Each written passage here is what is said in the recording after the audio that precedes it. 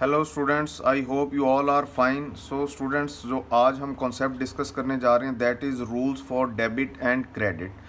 देखें स्टूडेंट्स, इससे previous lecture में हमने ये कवर किया था कि अकाउंटिंग साइकिल क्या होता है और ट्रांजैक्शन सिस्टम में अकाउंटिंग सिस्टम में फ़्लो किस तरह करती है, जिसमें हमने ये सीखा था कि सोर्स डॉक्यूमेंट्स क्या होते हैं, रिकॉर्डिंग किस तरह होती है जर्नल बुक में ट्रांजैक्शन की, इसके अलावा क्लासीफाई किस तरह किया जाता है ट्रांजैक्शन को लेजर बुक्स में, और ट्रायल बैलेंस किस तरह मेंटेन किया जाता है, और फाइनली जो एंड प्रोडक्ट है हमारी फाइनेंशियल स्टेटमेंट्स, उसमें ट्रायल बैलेंस का इफ़ेक्ट किस तरह होता है। ये हमने प्रीवियस लेक्चर में कवर किया था। अगर आपने वो लेक्चर वॉच नहीं किया तो आप वो देख लीजिएगा, मैं उसका लिंक भी आपको डिस्क्रिप्शन बॉक्स में प्रोवाइड कर दूंगा।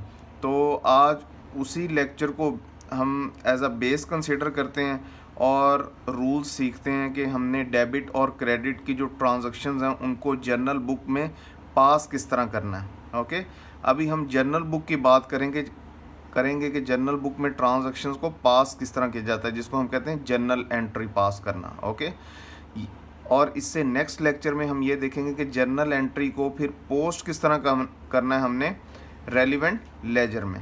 तो आज के लेक्चर में ओनली हम रूल्स पे फोकस करेंगे और डेबिट एंड क्रेडिट से रिलेटेड जो रूल्स हैं वो हर कंपोनेंट के लिए मैंने आपके लिए एक एग्जांपल क्रिएट की है ताकि हम मिनिमम टाइम में लेक्चर को कवर कर लें, और फिर नेक्स्ट लेक्चर में मैं आपको प्रैक्टिस के लिए वो ट्रांजैक्शंस जो हैं वो 20 to 30 प्रोवाइड करूँगा और उनका सॉल्यूशंस भी प्रोवाइड करूँगा। ओके, सो स्टूडेंट्स, रूल्स को स्टार्ट करने से पहले हम ये देखें, मैं आपको ये बताना चाहता हूँ कि जो हमारे लेजर अकाउंट्स हैं जिनको हम लेजर बुक बोलते हैं। ओके, देखें जो हमने अकाउंटिंग साइकिल में कवर किया था ना, मैंने आपको बहुत सिंपल एग्जांपल दी थी कि डे टू डे लाइफ में हम कुछ एक्टिविटीज़ परफॉर्म करते हैं और उनको हमने मॉनेटरी ट्रांजैक्शंस में कन्वर्ट किया था। ठीक है, आप वो लेक्चर लाजमी देख लें। अगर आप वो देखेंगे तो आपको फ़ायदा होगा और ये लेक्चर आपको आसानी से समझ में आ जाएगा।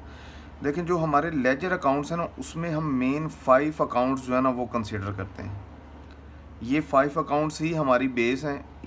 इन्हीं 5 अकाउंट्स की बेस पे हम ट्रायल बैलेंस जो है वो मेंटेन करते हैं और इनका ही फाइनल इफ़ेक्ट जो है वो फाइनेंशियल स्टेटमेंट्स में होता है। ओके, तो ये 5 अकाउंट्स कौन कौन से हैं? Accounts of assets, accounts of liabilities, owner, equity जिसको हम कैपिटल भी कहते हैं। ओके, एक्सपेंसेस हैं और रेवेन्यूज़ हैं। तो इन पांचों अकाउंट्स को आपने अच्छे तरीके से समझना है। इन्हीं अकाउंट्स से रिलेटेड जो है वो हम रूल्स को सीखेंगे और इन्हीं अकाउंट्स से रिलेटेड जो है हम ट्रांजैक्शन पास करेंगे, और जब हम लेजर को कवर करेंगे तो उसमें पोस्टिंग भी इन्हीं 5 अकाउंट से रिलेटेड ट्रांजैक्शंस की करेंगे। तो आपने इन 5 अकाउंट्स को समझना है, इसी पे आपकी फाइनेंशियल अकाउंटिंग बेस करती है। तो स्टूडेंट्स, अब जो हम डेबिट और क्रेडिट के रूल्स को जो है वो कवर करेंगे, तो इसमें जो सबसे फर्स्ट कंपोनेंट को हम कंसिडर करेंगे वो हैं हमारे एसेट्स। देखिए, मैंने आपको जो बेसिक टर्म्स कवर की थी उनमें बताया था कि एसेट्स क्या होते हैं। जो भी चीज़ कंपनीज या बिजनेस ऑन करते हैं वो एसेट्स हैं। अब अगर हम पर्सनली देखें तो बहुत सी चीज़ें हम ऑन करते हैं। फॉर एग्जांपल, हमारे पास कैश है, इन हैंड है, पॉकेट में है, बैंक में है। ठीक है, वो भी हमारा एसेट है। हमारे पास फर्नीचर है, कार है पर्सनल यूज़ के लिए, हाउस है, तो ये सारे हमारे एसेट्स हैं। ठीक है, इसी तरह बिजनेस में भी एसेट्स होते हैं।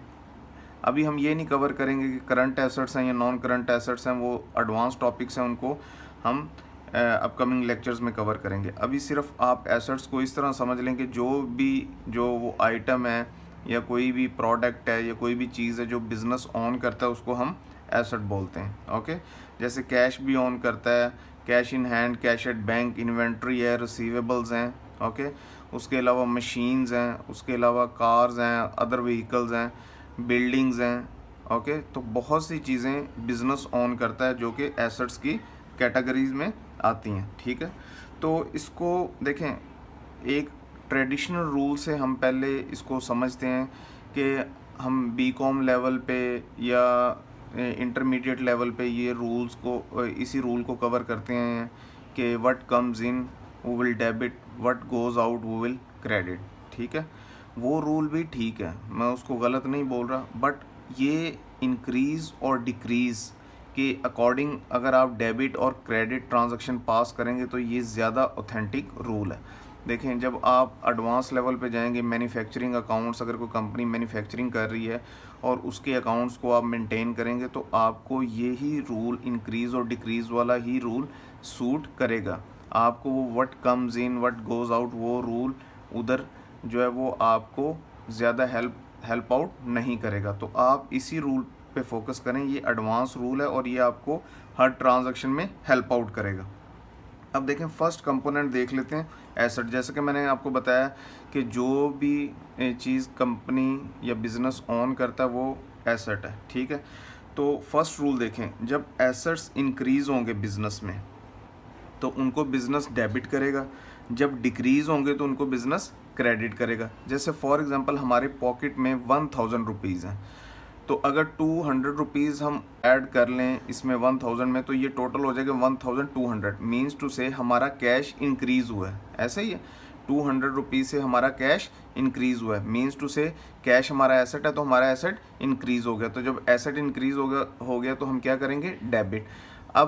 अब हम क्या करते हैं कि फॉर एग्जांपल आउट ऑफ 1200 हमने 400 रुपीज़ की कुछ आइटम्स परचेज़ कर ली। तो जब आइटम परचेज़ की तो हमने कैश पे किया ना आइटम्स के अगेंस्ट, तो जब आइटम्स के अगेंस्ट कैश पर हमने पे किया तो वही कैश 1200 से डिक्रीज़ हो जाएगा और 800 रह जाएगा। तो जो 400 से डिक्रीज़ हो गया, ठीक है, तो इसका मतलब ये है कि हमारा एसेट डिक्रीज़ हो गया। तो जब डिक्रीज़ होगा एसेट तो उसको किस तरह उसकी जर्नल एंट्री पास करेंगे, उसको करेंगे क्रेडिट। ओके, तो अब हम देख लेते हैं, एक ट्रांजैक्शन मैंने आपके लिए कंसीडर की है, इसको देखते हैं। पहले देखें ये ट्रांजैक्शन है, ही purchases furniture worth ₹20,000 for cash, ठीक है, कि एक इंडिविजुअल है जिसने बिज़नेस में जो है वो फर्नीचर परचेज़ किया है। फर्नीचर परचेज़ करने का मतलब ये है कि या तो उसने ऑफिशियल यूज़ के लिए परचेज़ किया है या पर्सनल यूज़ के लिए परचेज़ किया है, ठीक है। फॉर रीसेल पर्पज़ वो परचेज़ नहीं किया। अगर रीसेल पर्पज़ परचेज़ करता तो वो ये हमें बताता कि जो है फर्नीचर परचेज़ किया एज अ गुड्स, क्योंकि गुड्स वो आइटम्स या प्रोडक्ट्स हैं जो कंपनी मैन्युफैक्चर करती है या परचेज़ करती है फॉर रीसेलिंग पर्पज़। तो इधर वो उसने गुड्स की टर्म यूज़ नहीं की, तो ये जो फर्नीचर है या तो पर्सनल यूज़ के लिए या ऑफिशियल यूज़ के लिए, रीसेल पर्पज़ के लिए नहीं है। तो इसको देखें, हर ट्रांजैक्शन को, ये जो ट्रांजैक्शन है अगर इसमें से 20,000 हम रिमूव कर दें, 20,000 अगर इसमें से रिमूव कर दें तो क्या ये मॉनेटरी ट्रांजैक्शन होगी? नहीं, ये नॉन मॉनेटरी ट्रांजैक्शन होगी। नॉन मॉनेटरी ट्रांजैक्शन को हम फाइनेंशियल बुक्स में रिकॉर्ड नहीं करते, ये आपने माइंड में रखना है। इससे प्रीवियस लेक्चर में मैंने इस पे आपको एक्सप्लेनेशन दी थी, ठीक है।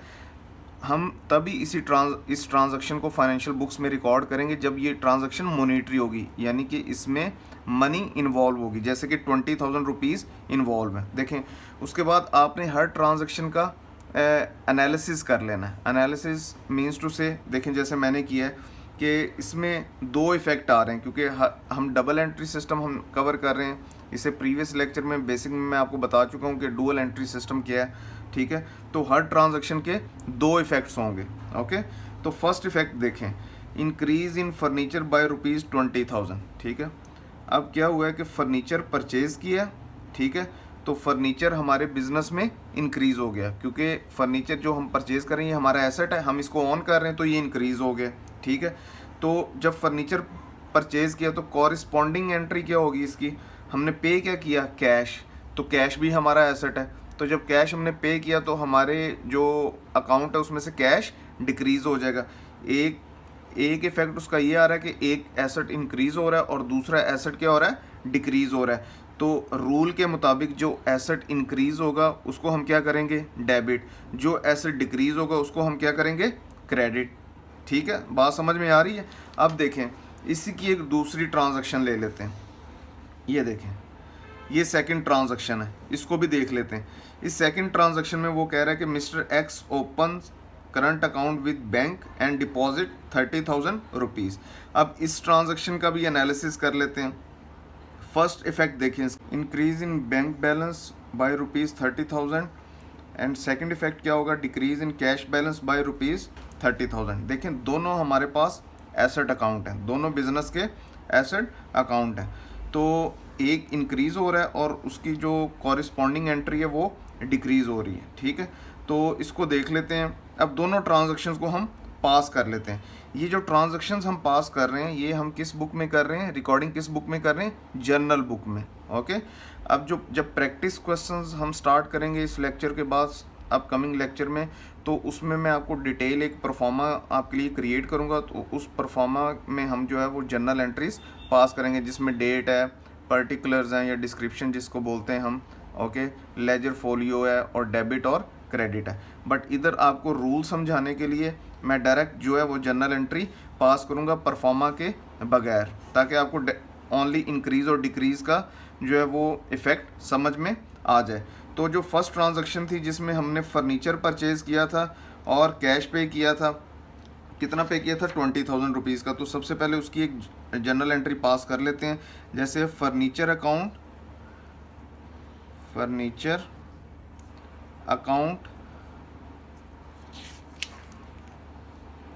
20,000 rupees to cash account 20,000 rupees, okay. देखें, अब फर्नीचर अकाउंट जो है वो हमारा एसेट अकाउंट है। अब फर्नीचर हम परचेज कर रहे हैं बिजनेस में, तो एसेट क्या हो रहा है, इंक्रीज। तो जब एसेट इंक्रीज होगा तो रूल के मुताबिक उसको क्या करेंगे, डेबिट। तो हमने डेबिट कर दिया। टू कैश, तो फर्नीचर के अगेंस्ट हमने क्या पे किया, कैश। तो कैश भी हमारा एक एसेट था क्योंकि कैश हम ऑन करते हैं, ठीक है। तो कैश अकाउंट डिक्रीज हो गया, कैश डिक्रीज हो गया बिजनेस में। तो जब एसेट डिक्रीज होगा तो उसको क्या करेंगे, क्रेडिट। तो देखें, ये तो आपको बात समझ में आ गई। अब देखें, जब हमने फर्स्ट लाइन में फर्नीचर अकाउंट लिखा, जब हम सेकंड लाइन को लिखेंगे क्रेडिट, जब हम ट्रांजैक्शन लिखेंगे तो हम लेफ्ट साइड पे थोड़ी सी स्पेस रखेंगे और टू कैश अकाउंट लिखेंगे 20,000 रुपीज़ से। तो इसका मतलब ये है कि फर्नीचर डेबिट हो रहा है और कैश अकाउंट क्रेडिट हो रहा है। आपको अलग अलग साथ डेबिट और क्रेडिट लिखने की ज़रूरत नहीं है, बट एक और कंडीशन है, वो मैं आपको बता देता हूँ। जैसे फॉर एग्जांपल हम इस तरह ट्रांजैक्शन पास कर लें, furniture account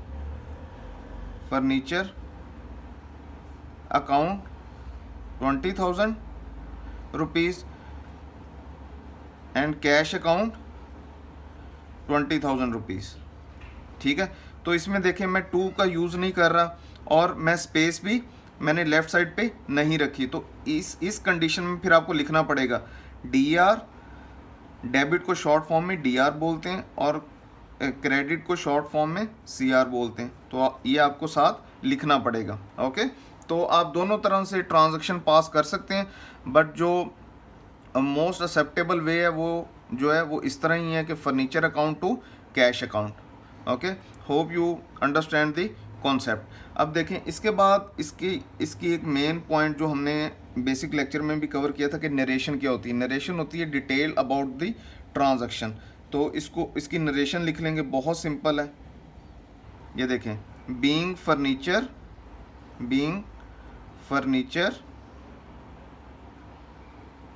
furniture purchase for cash ₹20,000। लें जी, तो इस ट्रांजैक्शन की हमने ये डिटेल लिख दी, जिसको हम क्या कहते हैं, नरेशन, ओके, अंडरस्टूड। अब सेकंड ट्रांजैक्शन जो हमने इधर जो है वो लिखी है, वो उसके बारे में देख लेते हैं। ये भी मॉनेटरी ट्रांजैक्शन है क्योंकि मनी इन्वॉल्व है। अगर मनी इन्वॉल्व नहीं होगी तो वो नॉन मॉनेटरी ट्रांजैक्शन होगी, जिसको हम फाइनेंशियल बुक्स में रिकॉर्ड नहीं करेंगे। तो ये जो ट्रांजैक्शन है हम किस बुक में पास कर रहे हैं, जर्नल बुक में रिकॉर्ड कर रहे हैं, ठीक है, जिसको हम बुक कीपिंग भी कहते हैं, ओके। तो अब इसमें देखें, जो एनालिसिस किया था, देखें एनालिसिस का फ़ायदा क्या होता है। अभी ये मैंने एनालिसिस लिख लिया, इससे मैं बहुत आसानी से ट्रांजैक्शन पास कर सकता हूँ। जो है वो जो मिस्टेक है वो उसकी पॉसिबिलिटी कम होगी, ठीक है। तो उसमें हम देख लेते हैं कि अब इस ट्रांजैक्शन में हमने क्या किया था कि इंक्रीज इन बैंक बैलेंस था। अब जो हमारा बैंक अकाउंट है वो हमारा एसेट अकाउंट है, तो उसमें जब पैसा डिपॉजिट हो रहा है, मनी डिपॉजिट हो रही है, तो वो क्या हो रहा है, इंक्रीज। तो रूल के मुताबिक क्या है कि एसेट अकाउंट जब इंक्रीज होगा तो उसको क्या करेंगे, डेबिट, ठीक है। तो बैंक अकाउंट डेबिट करेंगे कितने से, 30,000 रुपीज़ से, टू क्या डिपॉजिट कर रहे हैं? कैश अकाउंट, ठीक है जी। तो जो कैश अकाउंट है वो भी हमारा एसेट अकाउंट है, तो वो डिक्रीज हो रहा है, सही है। एक एसेट अकाउंट इंक्रीज हो रहा है, उसको हम डेबिट करेंगे, और एक एसेट अकाउंट 30,000 से डिक्रीज हो रहा है, उसको हम क्या कर देंगे? क्रेडिट, रूल के मुताबिक। रूल को आपने फॉलो करना है। तो अब इसकी नरेशन लिख लेंगे, बहुत सिंपल है। जब इसको नरेट करेंगे इसी ट्रांजैक्शन को, being cash deposited okay into bank account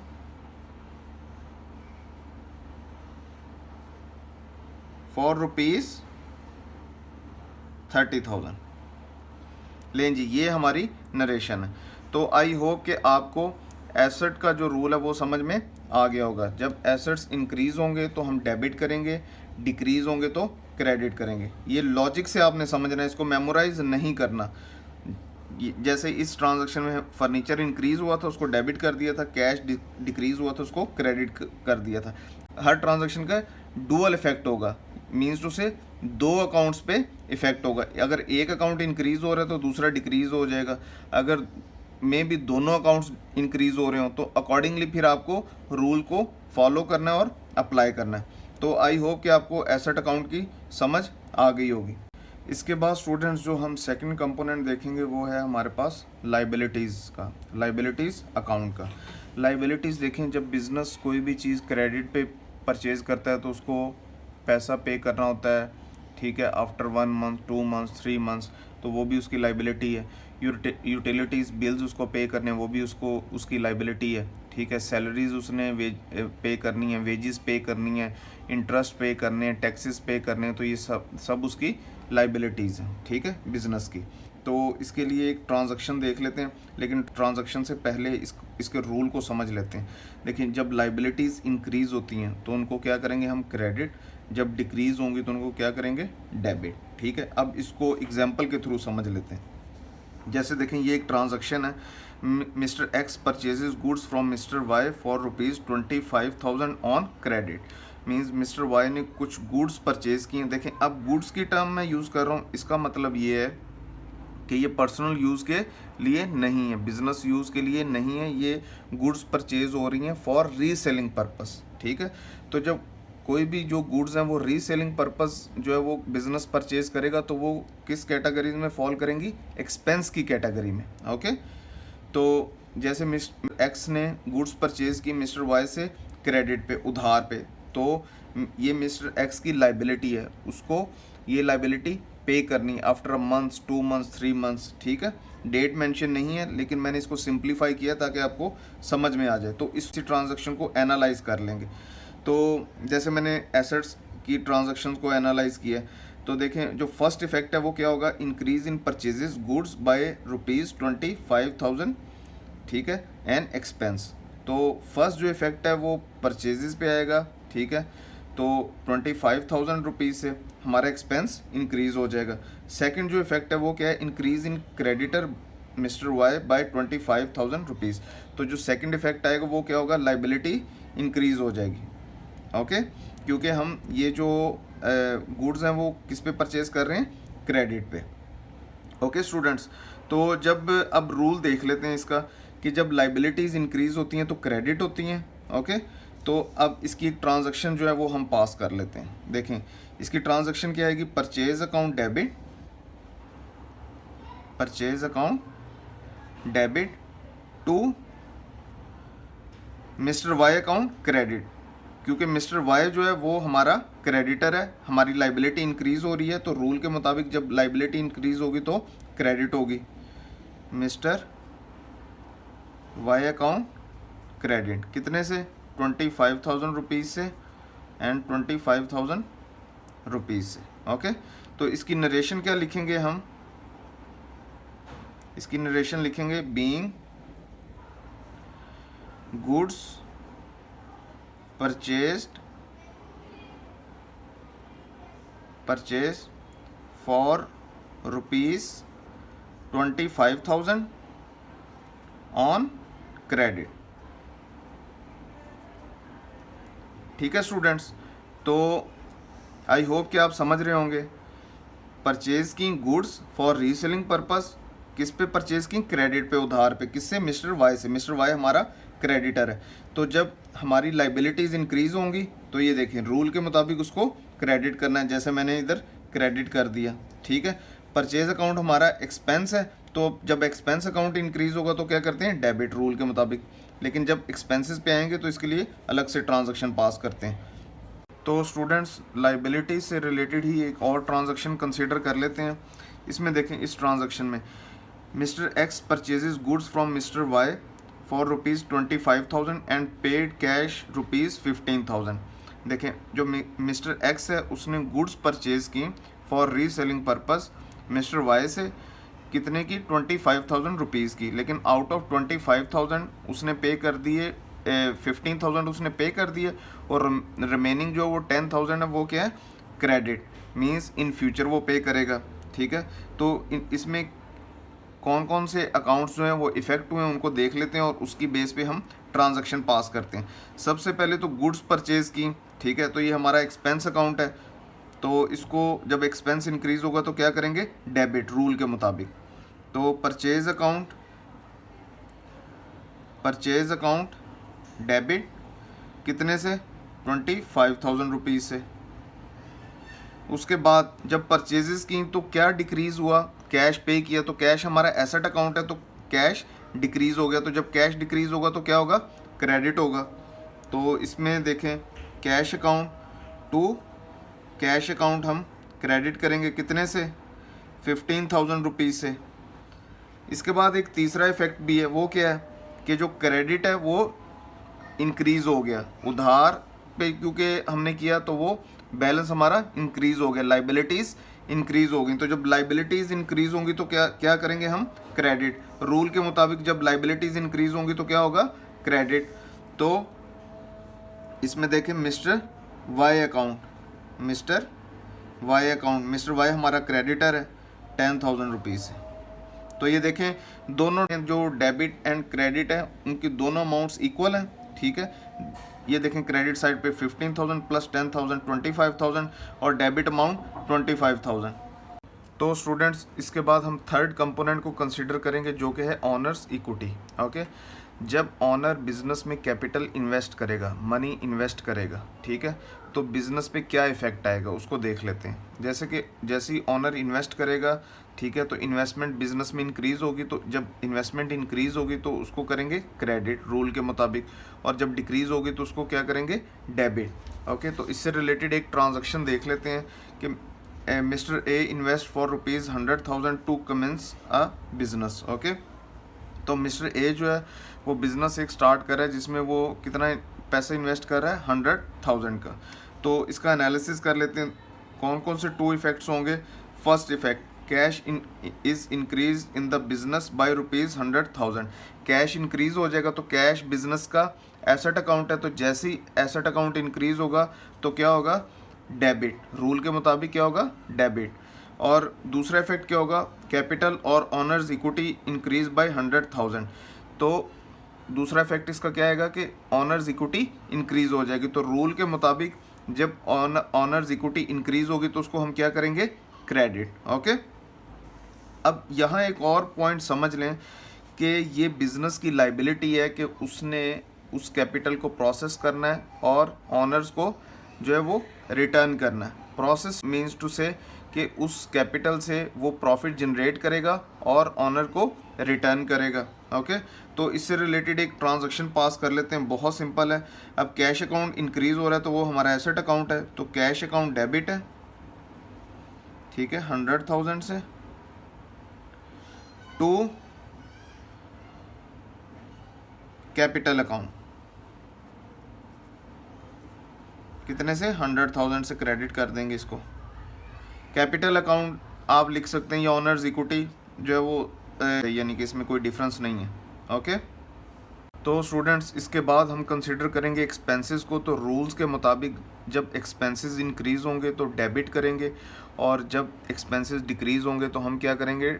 credit. Okay, तो इससे रिलेटेड एक ट्रांजैक्शन कंसिडर कर लेते हैं। ये देखें, ये एक ट्रांजैक्शन है, mister Y purchases goods for ₹20,000। Simple transaction है, गुड्स परचेज हो रही हैं फॉर रीसेल पर्पस। ओके, तो परचेजेस जो है वो इंक्रीज हो रही हैं, तो परचेजेस क्या है इस ट्रांजैक्शन में हमारा एक्सपेंस अकाउंट है, क्योंकि हम गुड्स परचेज कर रहे हैं फॉर रीसेल पर्पस। तो परचेज अकाउंट को हम डेबिट कर देंगे, परचेज अकाउंट डेबिट 20,000 रुपीज़ से टू कैश अकाउंट क्रेडिट, क्योंकि कैश पे कर रहे हैं अगेंस्ट परचेजेस, तो उसको क्रेडिट कर देंगे। और इसकी नरेशन क्या लिखेंगे, वेरी सिंपल, इसको नरेट कर लेंगे, बीइंग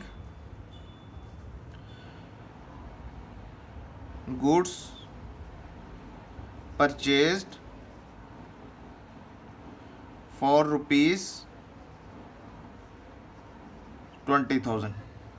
तो ये है इसकी नरेशन, मीन्स तो एक्सपेंस इंक्रीज हो रहा है 20,000 से, तो रूल के मुताबिक जब एक्सपेंस इंक्रीज होगा तो हम क्या करेंगे, डेबिट। तो हमने डेबिट कर दिया, कॉरिस्पॉन्डिंग एंट्री में हमारा कैश डिक्रीज हो रहा है, क्योंकि हम परचेज कर रहे हैं, तो उसके अगेंस्ट हम क्या पे कर रहे हैं, कैश। तो कैश हमारा एसेट अकाउंट है, तो जब कैश डिक्रीज होगा इट मीन्स हमारे एसेट्स डिक्रीज हो रहे हैं। तो रूल के मुताबिक जब एसेट्स डिक्रीज होंगे तो उनको हम क्या करेंगे, क्रेडिट। तो हमने कैश को क्रेडिट कर दिया।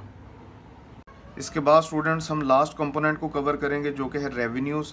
तो रूल के मुताबिक जब रेवेन्यूज़ इंक्रीज़ होंगे तो क्रेडिट करेंगे, डिक्रीज़ होंगे तो डेबिट करेंगे। तो इससे रिलेटेड एक सिंपल एक ट्रांजैक्शन को कंसिडर कर लेते हैं, जिसमें mister X sales goods for ₹9,000। Okay, तो इसका एनालिसिस कर लेते हैं इसी ट्रांजैक्शन का। तो फर्स्ट इफेक्ट क्या आएगा, इंक्रीज इन कैश बाय ₹9,000। जैसे ही बिजनेस सेल करेगा गुड्स को, तो बिजनेस को क्या मिलेगा, रिटर्न में सेल के अगेंस्ट क्या मिलेगा, कैश। तो कैश इंक्रीज होगा, तो कैश अकाउंट जो है वो बिजनेस का एसेट अकाउंट है। तो जैसे ही कैश इंक्रीज होगा तो उसको क्या करेंगे, डेबिट अकाउंट। ठीक है, तो रेवेन्यू अकाउंट जैसे इंक्रीज होगा उसको हम क्या करेंगे, रूल के मुताबिक क्रेडिट। ओके, तो इसकी एक सिंपल ट्रांजैक्शन पास कर लेते हैं, cash account 9,000 rupees to revenues account. तो ये एक सिंपल इसकी ट्रांजैक्शन है। एसेट अकाउंट है, इंक्रीज हो रहा है कैश, तो डेबिट कर दिया। और रेवेन्यूज अकाउंट है, ठीक है, तो वो इंक्रीज हो रहा है रूल के मुताबिक, तो उसको क्रेडिट कर दिया। ठीक है, आई होप स्टूडेंट्स के आपने इन रूल्स को अच्छे तरीके से समझ लिया होगा। देखें, इस लेक्चर में हमने एक एक एग्जांपल को कंसिडर किया है। वो इसलिए कंसिडर किया है कि with in short time period जो है आपको ये कॉन्सेप्ट समझ में आ जाए। अब जो नेक्स्ट लेक्चर है उसमें हम हर कंपोनेंट से रिलेटेड मिनिमम 10 जो है ना वो ट्रांजैक्शंस कंसिडर करेंगे, और मैं आपको उनका सॉल्यूशन बताऊंगा। हम डेबिट और क्रेडिट एंट्रीज जो हैं वो पास करेंगे। ठीक है, तो ये इस लेक्चर में सिर्फ एक एग्जांपल कंसिडर करने का मकसद ये है कि आपको जो है ये कॉन्सेप्ट समझ में आ जाए और लेक्चर भी बहुत ज़्यादा लेंथी ना हो, क्योंकि अगर लेक्चर बहुत ज़्यादा लेंथी हो तो स्टूडेंट्स बोर फील करते हैं। ओके, तो आपने इसको अच्छे तरीके से समझ लेना है। अगर आपको कोई भी कन्फ्यूजन है, किसी भी जो है वो रूल से रिलेटेड आपको कोई कन्फ्यूजन है, तो आप मुझे कमेंट बॉक्स में बताएं। तो जो हमारा नेक्स्ट लेक्चर है जिसमें हम प्रैक्टिस करेंगे इन रूल्स से रिलेटेड, तो उसमें हम उसको कवर कर लेंगे। तो students, see you for the next time, take care of your self, bye.